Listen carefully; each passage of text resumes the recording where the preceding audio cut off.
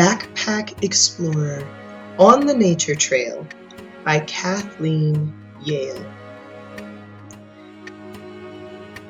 I see it. Flowers.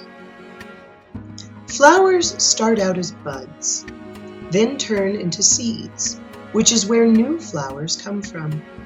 Many flowers have bright colors or strong smells to help to attract pollinators. When these insects and birds poke into flowers looking for nectar to eat, pollen sticks to their bodies or beaks. Then, when they visit a new flower, some of that pollen rubs off inside and makes a seed. Ants, flies, moths, and even mosquitoes spread pollen. What kinds of flowers do you see? Dame's Rocket, Buttercup, Violet, Clover, Queen Anne's Lace. How many wildflowers can you smell?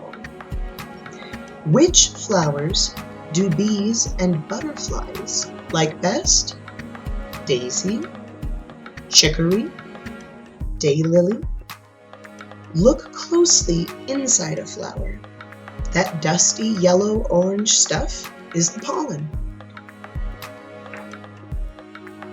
From seed to flower. Follow the pictures below to see how a seed grows into a flower. 1. A seed is watered by rain and begins to grow. 2. It feels warmth from the sun and sends roots down into the ground. 3. The plant stem shoots up above the earth's surface. 4.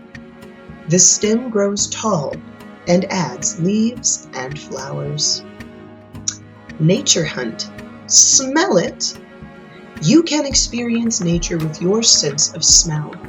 Use your nose to sniff out these items, then fill in the checklist below. A flower, a patch of mud, green grass, wet leaves, pine needles, tree sap, fungus or moss, something stinky. And then what else can you smell?